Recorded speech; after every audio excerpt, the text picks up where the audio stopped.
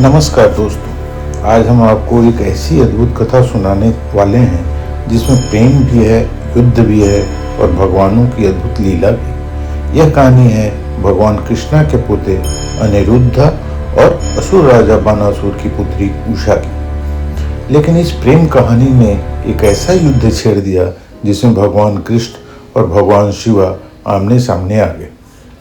बहुत समय पहले बानासुर नाम का एक शक्तिशाली असुर राजा था। वह भगवान शिव का बहुत बड़ा भक्त था। उसकी कठोर तपस्या से प्रसन्न होकर शिव जी ने उसे 1000 भुजाओं का वरदान दिया। लेकिन समय के साथ बानासुर को अपनी शक्ति पर बहुत घमंड हो गया। वह हर समय युद्ध चाहता था।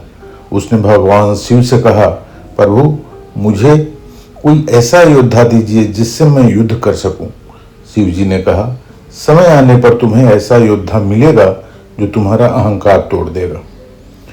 बानासुर की एक सुंदर पुत्री थी उषा। एक रात उषा ने सपने में एक सुंदर राजकुमार को देखा और वह उससे प्रेम करने लगी। सुबह होते ही उषा बेचैन हो गई। उसने अपनी सखी चित्रलेखा को अपना सपना बताया। चित्रलेखा बहुत बुद्धिमान और योग शक्ति वाली थी। उसने कई राजाओं और राजकुमारों की तस्वीरें बनाई। जब उषा ने भगवान कृष्ण के पोते अनिरुद्ध की तस्वीर देखी तो वह तुरंत बोली, यही वह राजकुमार है जिसे मैंने सपने में देखा था। चित्रलेखा के पास अद्भुत योग शक्ति थी। वह रात में ही द्वारका पहुंची और सोते हुए अनिरुद्ध को उठाकर उषा के महल में ले आई। जब अनिरुद्ध जागे तो उन्होंने खुद को एक अजनबी महल में पाया। लेकिन जब उन्होंने उषा को देखा तो दोनों एक दूसरे से प्रेम करने लगे। कुछ दिनों तक यह बात छुपी रही, लेकिन एक दिन महल के सैनिकों को इसकी खबर लग गई। जब बानासुर को पता चला कि एक अजनबी राजकुमार उसकी बेटी के महल में है तो वह बहुत क्रोधित हुआ। उसने तुरंत अनिरुद्ध को पकड़ लिया। अनिरुद्ध बहुत शक्तिशाली योद्धा थे और उन्होंने सैनिकों से वीरता से युद्ध किया। लेकिन अंत में बानासुर ने अपनी मायावी शक्ति से उन्हें नागपाश में बांध दिया और कैद कर लिया। जब द्वारका में यह खबर पहुंची तो भगवान कृष्ण बहुत क्रोधित हुए। उन्होंने अपनी सेना के साथ बानासुर के राज्य पर आक्रमण किया। इस युद्ध में भगवान शिव भी बानासुर की रक्षा के लिए आए।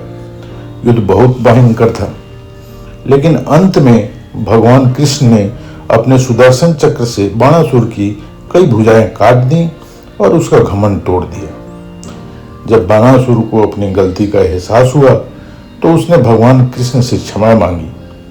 भगवान कृष्ण ने उसे जीवन दान दे दिया।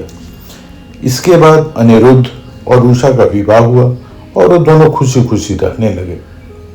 इस कथा से हमें यह शिक्षा मिलती है, अहंकार चाहे कितना भी बड़ा क्यों न हो, अंत में सत्य और धर्म की ही जीत होती है। अगर आपको यह पौराणिक कथा पसंद आई तो वीडियो को लाइक करें और ऐसे ही सनातन धर्म की अद्भुत कहानियां सुनने के लिए चैनल को सब्सक्राइब जरूर करें। हर हर महादेव, जय श्री कृष्ण।